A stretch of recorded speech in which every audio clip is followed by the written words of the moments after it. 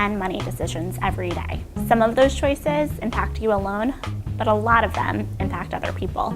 We like to believe that friendship, love, and finance are totally unrelated, but in reality, when ignored, economic differences can cause awkwardness in the best of circumstances and resentment in the worst. No matter how much you have, there are steps you can take to soften the blow of the most common interactions with money. Here are a few examples.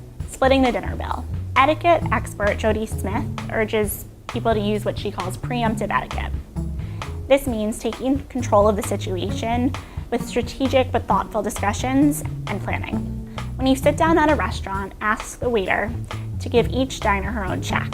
If you ask before the restaurant has started entering orders, most will be happy to do it because split bills generally lead to better tips. If the restaurant says no, payment apps make it easy to send a portion to your friends. If you know you can't afford a pricey meal, also don't just wait for the other person or people to choose the restaurant. Instead, become familiar with the best cheap eats in your city. This way, you can be the friend in the know, rather than the one constantly crying poor. That said, you need to be comfortable gracefully declining invitations you simply can't afford. Dating. If Mr. Wonderful pays for dinner on dates 1 and 2, does that mean he's happy to pay on dates 3, 4, and 50? Probably not.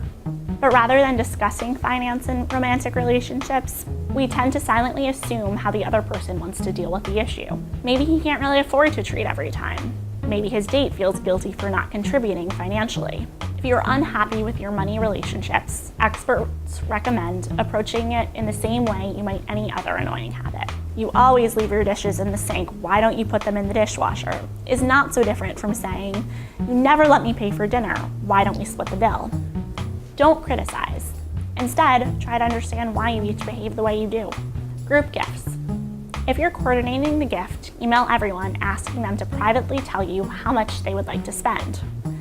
Use those sums to decide on an appropriate gift. Then put everyone's name on the card, whether they contributed $10 or $100. If you have a specific gift in mind, try to resist the urge to make up large differences.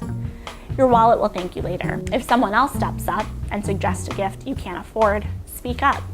You're probably not the only one that feels that way. If the group insists, politely bow out and give a gift on your own.